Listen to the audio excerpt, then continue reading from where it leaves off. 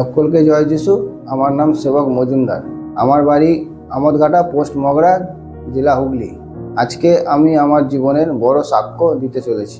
প্রভু যিশু কিভাবে আমাকে 15 বছরের গ্যাস অম্বল থেকে আমাকে সুস্থ করেছে, সেই সাক্ষ্য আমি দিতে চলেছি। আমার যখন 15-16 বছর বয়স ছিল, সেই সময় আমি কোনো এক জায়গায় কাজে লাগি।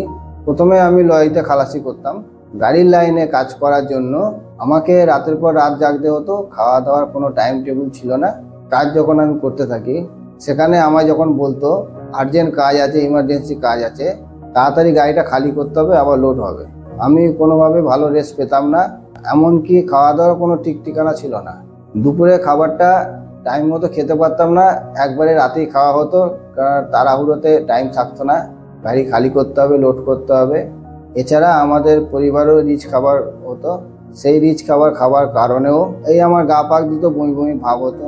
এইভাবে যখন দিনের পর দিন রাত জাগার কারণে, অনিয়মিত খাবার খাওয়ার কারণে, রিচ খাবার খাওয়ার কারণে আমার গ্যাস অম্বলের সমস্যা শুরু হয়। এইভাবে চলতে চলতে আমার যখন 20 বছর বয়স হয়, সেই সময় আমার শরীরে অনেক সমস্যা দেখা দিতে শুরু করে। আমার গ্যাস অম্বলের সমস্যা হতে থাকে। পেটে যন্ত্রণা হতো, বুকে যন্ত্রণা হতো, পিঠে যন্ত্রণা হতো, মাথা দপদপ করতো। আমি বসতে পারতাম না, খেতে পারতাম না। যখন আমি পেটে যন্ত্রণা হতো, তখন এই পেটের এই জায়গা থেকে যন্ত্রণা শুরু হয়ে পুরো এই বুক অব্দি উঠে যেত। তারপরে আবার 10 মিনিট পর যন্ত্রণা কমতো, সে আমি পেট ধরে বসে থাকতাম, কুকড়াতাম, আর শুতে পারতাম না। মাথা দপদপ করতো, মনে হতো যেন এই মারা যাব, কি ব্রেন স্ট্রোক হয়ে মারা যাব, এরকম আমার সমস্যা হতো।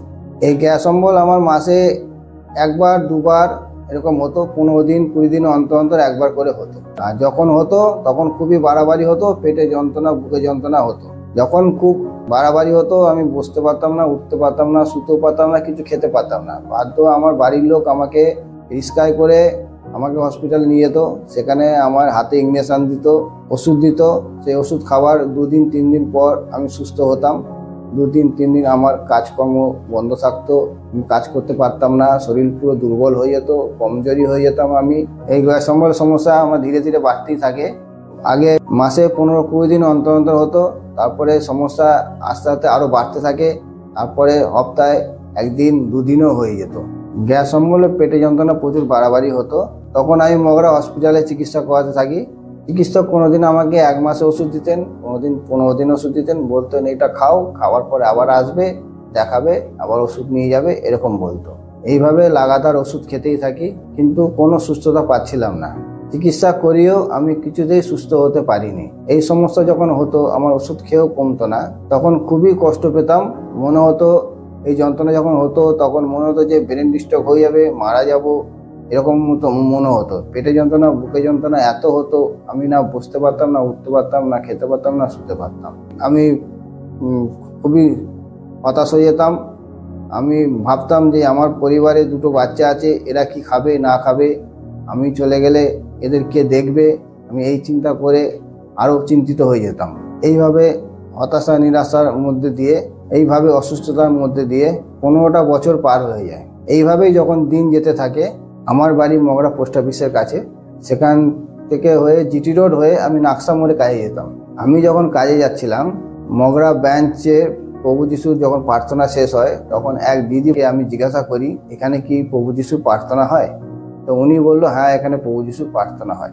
উনি আমাকে প্রভু যিশুর সুচামাচা দেন এবং একটি হ্যান্ডবিল দেন। সেই হ্যান্ডবিল নেবার সময় দিদি ভাই আমাকে বলেছিলেন, আমার ছেলে খুবই আগে অসুস্থ ছিল, আমার ছেলেকে বড় ধামাস মণ্ডলীতে প্রার্থনায় নিয়ে এসেছি, জীবিত ঈশ্বর আমার ছেলেকে সুস্থ করেছে। ওই দিদি বললো, আপনি দেবীপুর নামবেন, ওখান থেকেই অনেক টোটো যায় আর অনেক প্রচুর ভিড় হয়, তুমি গেলেই বুঝতে পারবে। সেটা শুনে আমার বিশ্বাস বাড়ে। ওই হ্যান্ডবিলটা আমি নিয়ে আমি আসি। আর রাস্তা দিয়ে আসার সময় দেখি রাস্তার ধারে ধারেও অনেক পোস্টার ওই একই রকম মারা আছে। সেই দেখে আমার মনে বিশ্বাস জাগে। আমি দেখেছি হ্যান্ডবিলেও কিছু সাক্ষ্য লেখা ছিল, সেই সাক্ষ্য দেখেও আমার বিশ্বাস বাড়ে। তো আমি দেবীপুর আসি। তারপরে রবিবার সকালবেলা স্টেশনে যখন নামি, দেখি প্রচুর ভিড়। তো ওইখানে স্টেশনে নেমে আরেকটা দিদিকে জিজ্ঞাসা করি, আপনারা কি ধামাস মণ্ডলীতে প্রার্থনায় যাচ্ছেন? বলছে, হ্যাঁ, আমরা ধামাস মণ্ডলী প্রার্থনায় যাচ্ছি। আমি তো চিনি না, আমাকে একটু নিয়ে যাবেন? ওই দিদি বললো, হ্যাঁ, আমাদের সঙ্গে আসো, তোমাকে নিয়ে যাব। ওই দিদির সঙ্গেই আমি প্রথম একদিন আসি। আমি যখন প্রথমবার বড় ধামাস মণ্ডলীতে প্রার্থনায় এলাম, তখন এখানে দেখলাম যে খুব সুন্দর মহিমা হচ্ছে আর খুব সুন্দর আরাধনা হচ্ছে। আমি যখন বড় ধামাস মণ্ডলীতে সাক্ষ্য দেখলাম, আমি দেখলাম লোকেরা বিভিন্ন বিভিন্ন রোগ থেকে সুস্থ হয়েছে। সেই সাক্ষ্যগুলো আমার দেখে ভালো লাগে, সেই সাক্ষ্যগুলো দেখে আমি উৎসাহিত হই।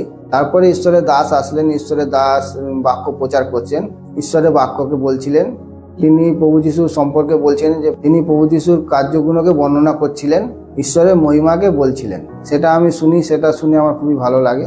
আমি যখন দেখলাম ঈশ্বরের দাস ফায়ার প্রার্থনা করছেন, লোকরা ফায়ার প্রার্থনা রিসিভ করছেন, যাদের রোগ আছে তারা সাথে সাথে সুস্থ হচ্ছে, সেই সাক্ষ্য দেখে আমারও ভালো লাগে, আমিও উৎসাহিত হই। আমি ভাবছিলাম আমি এইভাবেই প্রার্থনার দ্বারাই সুস্থ হব। এইভাবে আমি বড় ধামাস মণ্ডলীতে প্রার্থনায় জুড়ে যাই, বিশ্বাস সহকারে প্রার্থনায় আসতে থাকি, আরো সাক্ষ্য দেখে বিশ্বাসে আরো বাড়তে থাকি। ঈশ্বরের দাস দ্বারা বাক্য শুনে ঈশ্বরের বাক্যকে পালন করার চেষ্টা করতে থাকি। তারপর গত 16/2/2025 তারিখে আমি বড় ধামাস মণ্ডলীতে প্রার্থনায় উপস্থিত ছিলাম। সেই দিন প্রভুভোজ ছিল। আমি প্রভুভোজ গ্রহণ করি এবং ঈশ্বরের দাস দ্বারা ফায়ার প্রার্থনাকে গ্রহণ করি। প্রভু, এটা তোমার শরীর, যেটা আমারই জন্য ক্ষতবিক্ষত হয়েছে। নিজের সারে অপরাধকে স্বীকার করে তোমার পবিত্র দেহকে আমি গ্রহণ করছি। সকলে ধন্যবাদ দিয়ে গ্রহণ করুক। Thank you Jesus. जो शरबत का हाथे रखो, बोले प्रभु এটা তোমার পবিত্র রক্ত, যেটা আমারই জন্য ঝরিয়েছিলে। নিজের সারে অপরাধকে স্বীকার করে তোমার পবিত্র রক্তকে আমি গ্রহণ করছি। সকলে ধন্যবাদ দিয়ে গ্রহণ করুক। Thank you Jesus. রোগের আত্মা প্রভু যিশুর নামে अपना बड़ी ছেড়ে চলে যাক। हर तरह के ट्यूमर অ্যাপেন্ডিক্স গায়েব হোক প্রভু যিশুর জীবিত নামে। যখন মাস প্রেয়ার চলছে, লোকদের টিউমার গায়েব হচ্ছে প্রভু যিশুর জীবিত নামে। টিউমার বেরিয়ে আসছে প্রভু যিশুর জীবিত নামে। লোকদের চোখ খুলে যাচ্ছে প্রভু যিশুর জীবিত নামে। লোকদের কান সুস্থ হচ্ছে প্রভু যিশুর জীবিত নামে। লোকদের হার্ট ব্লকেজ সুস্থ হচ্ছে প্রভু যিশুর জীবিত নামে। লোকরা উঠে দাঁড়িয়ে চলছে, যারা বেড়ে আছে প্রভু যিশুর জীবিত নামে। কমজোর অঙ্গতে হাত পায়ে বলা আসছে প্রভু যিশুর জীবিত নামে। সেই মুহূর্তেই আমার শরীর একেবারে হালকা হয়ে যায়, আমি ধীরে ধীরে সুস্থ হতে থাকি। আগে যে সমস্যাগুলো হতো, আমি নিজেকে চেক করে দেখি যে সেই সমস্যাগুলো আর হয় না। আগে পেটে যন্ত্রণা হতো, বুকে কোমরে যন্ত্রণা হতো, মাথায় যন্ত্রণা হতো, সেগুলো এখন আর হয় না। হজম হতো না, এখন ভালোভাবে হজম হয়। এখন ভালোভাবে খাওয়া দাওয়া করতে পারি। এখন খাওয়া দাওয়াতে অসুবিধা হয় না। এখন রিচও খাবার খেতে পারি। এখন তেল মশলা জাতীয় খাবারও খেতে পারি। এখন আর কোনো গ্যাস অম্বলের সমস্যা নেই। প্রায় 4 মাস হচ্ছে আমি সম্পূর্ণ সুস্থ আছি। এই বড় সুস্থতার জন্য আমি জীবিত ঈশ্বরকে ধন্যবাদ জানাই। আমি সেই সমস্ত ভাই বোনেদের বলতে চাই, আপনারা যারা গ্যাস অম্বলের সমস্যায় আছেন, পেটের সমস্যায় আছেন, আপনারা বিশ্বাস সহকারে বড় ধামাস মণ্ডলীতে প্রার্থনায় আসুন। ঈশ্বর আপনাদের সুস্থ করবে। এটা কি ভাববার বিষয় নয়? এটা কি আশ্চর্য কাজ নয়? ঈশ্বরের দাসের একটা ঘোষণা, একটা ফায়ার প্রার্থনায় আমার 15 বছরের গ্যাস অম্বলের সমস্যা ফিনিশ হয়ে গেছে। আমি 15 বছর গ্যাস অম্বলের সমস্যা থেকে সুস্থ আছি। কারণ হ্যাঁ, ঈশ্বর তার দাসকে সত্যি সামর্থ্যের সহিত, পাওয়ারের সহিত ব্যবহার করেই চলেছেন লোকদের জীবনে সুস্থতার জন্য, লোকদের জীবনে উদ্ধারের জন্য। আপনারাও যখন বিশ্বাস সহকারে বড় ধামাস মণ্ডলীতে প্রার্থনায় আসছেন, ঈশ্বর যেভাবে আমাকে সুস্থ করে একটি নতুন জীবন দিয়েছে, ঈশ্বর আপনাদেরও অবশ্যই সুস্থ করবেন। এই বড় সাক্ষ্যের জন্য প্রভু যিশুর গৌরব হোক, জীবিত ঈশ্বরের মহিমা হোক। সবাইকে জয় যিশু।